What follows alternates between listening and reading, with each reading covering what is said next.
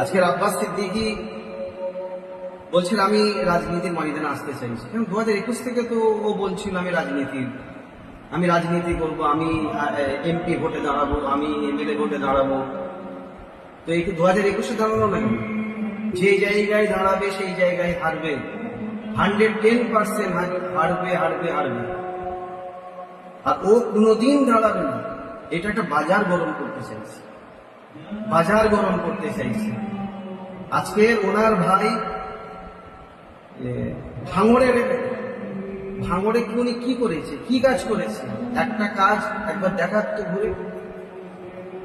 ও ভাঙড়ের পাড়ায় গ্রামে ঘুরবে, আমার মিডিয়া যাবে, ওকে দেখাতে হবে যে আমি কি কাজ করেছি। আজকে তার ভাই বলছে আমি দাঁড়াবো। টোটাল বাজার গরম করতে চাইছে, টোটাল বাজার গরম করবে। বাহ কাসেম সিদ্দিকী সাহেব, বাহ! আপনি তো ভালোই ভাইয়ের নামে বদনাম করছেন নিজের নেত্রীর কাছে একটু সুনাম পাওয়ার জন্য। কী লাভ হবে তাতে? কিয়ামতের দিন কি জবাব দেবেন?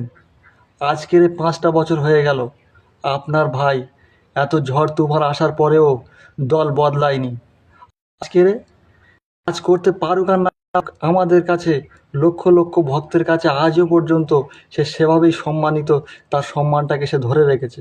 আর আপনি বলেছিলেন যে আমাদের রয়্যাল বেঙ্গলকে রেখে দিয়েছি, যাই হয়ে যাক আমার ভাইয়ের পক্ষে থাকবো। আপনি কি সেসব কথা ভুলে গিয়েছেন চটি চাটতে চাটতে? আমরা কিন্তু ভুলি নে। সময়ের সাথে আমরা ঠিক গণতান্ত্রিক প্রক্রিয়া আপনাকে জবাব দেব। আপনিও ভোটে দাঁড়ান, আপনি কটা ভোট পান সেটা আমরাও দেখব। আপনি টিকিট পাবেন বলে মনে হয় না তো আমাদের। আর আপনার সম্মানটা কোথায় গিয়েছে আপনি কি জানেন? আজকের অনেক জলসার দাওয়াত আপনাকে রিজেক্ট করছে।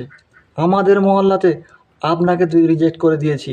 সেই সবগুলো কি একটু মনে হয় না যে আমাকে কেন মানুষ চাইছে না, আমাকে কেন দাওয়াত থেকে রিজেক্ট করছে?